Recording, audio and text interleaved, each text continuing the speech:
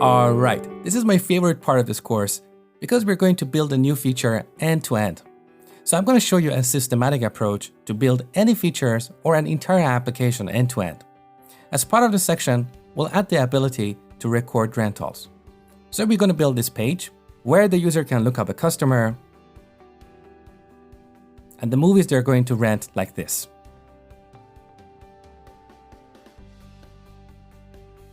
When they submit the form, we'll display this toast notification and clear the form so they can add more rentals.